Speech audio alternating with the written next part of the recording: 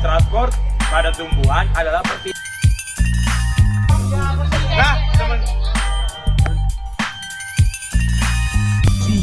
Iritabilitas pada tumbuhan adalah kemampuan tumbuhan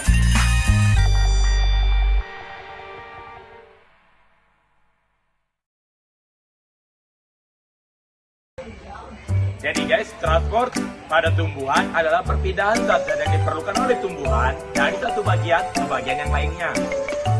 Nah guys, transport tumbuhan itu dibagi menjadi dua, yaitu transport air dan nutrien.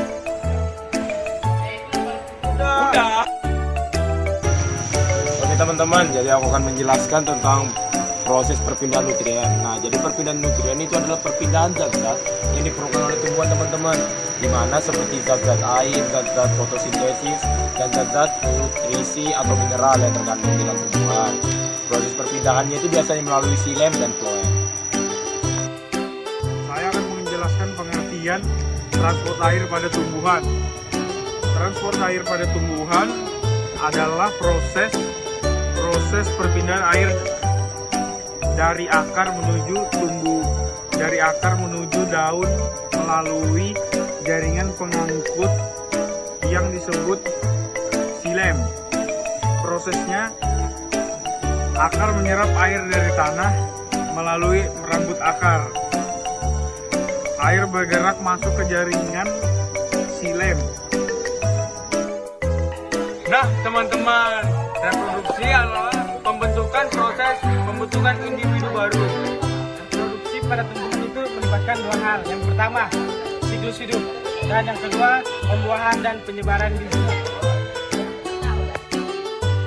Oke teman-teman, saya akan menjelaskan tumbuhan lumut dan pabu memiliki dua fase, yaitu sporofit dan gametofit.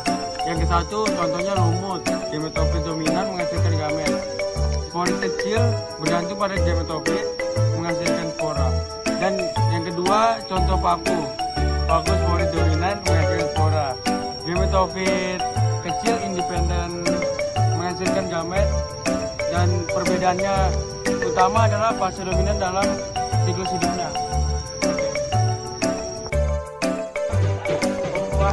Pembuahan adalah proses bertemunya sel jantan dengan sel betina untuk membentuk zigot yang akan berkembang menjadi biji yang baru.